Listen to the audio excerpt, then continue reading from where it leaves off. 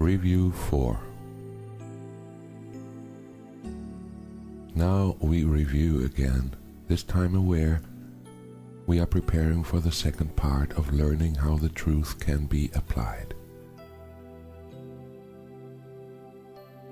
Today we will begin to concentrate on readiness for what will follow next.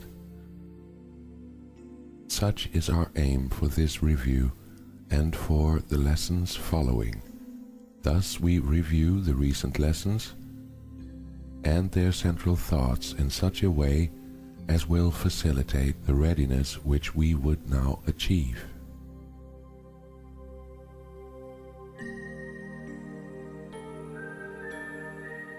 There is a central theme that unifies each step in the review we undertake, which can be simply stated in these words.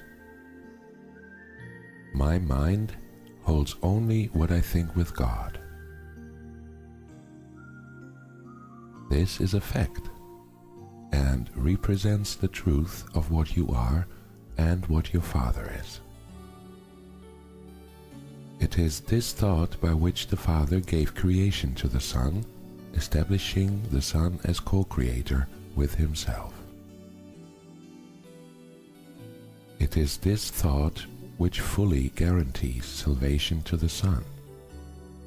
For in His mind, no thoughts can dwell but those His Father shares. Lack of forgiveness blocks this thought from His awareness, yet it is forever true.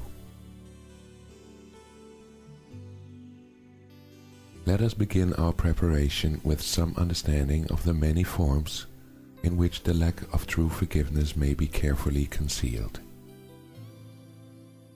Because they are illusions, they are not perceived to be but what they are, defenses which protect your unforgiving thoughts from being seen and recognized.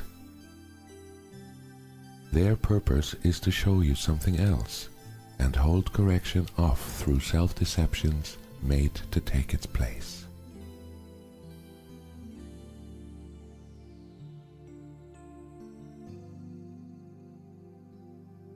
And yet your mind holds only what you think with God.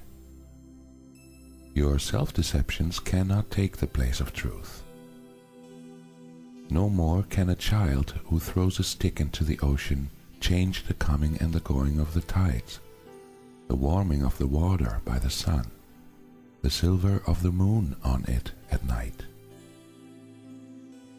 So do we start each practice period in this review with readying our minds to understand the lessons that we read and see the meaning which they offer us.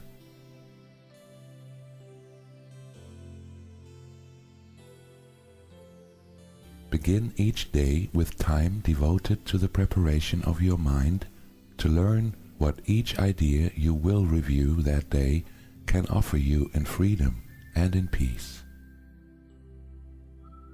Open your mind and clear it of all thoughts that would deceive, and let this thought alone engage it fully and remove the rest.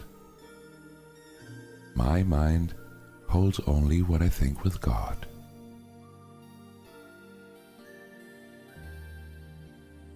"5 minutes with this thought will be enough to set the day along the lines which God appointed, and to share His mind in charge of all the thoughts you will receive that day. They will not come from you alone, for they will all be shared with Him. And so each one will bring the message of His love to you, returning messages of yours to Him.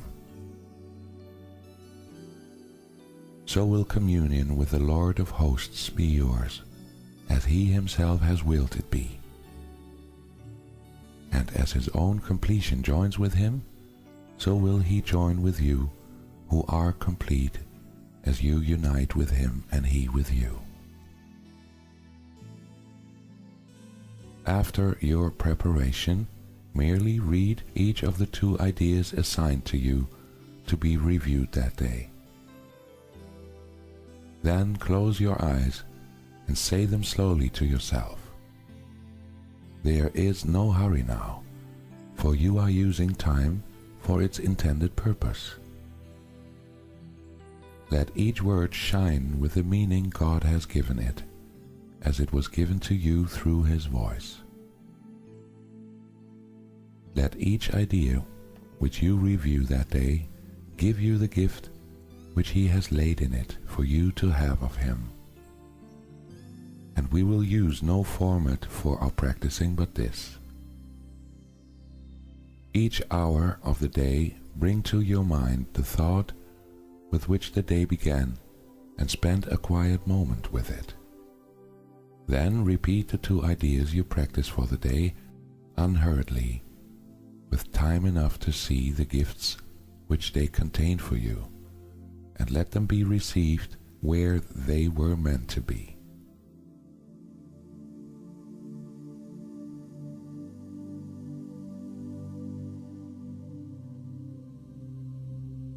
We add no other thoughts, but let them be the messages they are. We need no more than this to give us happiness and rest and endless quiet, perfect certainty, and all our Father wills that we receive as the inheritance we have of Him.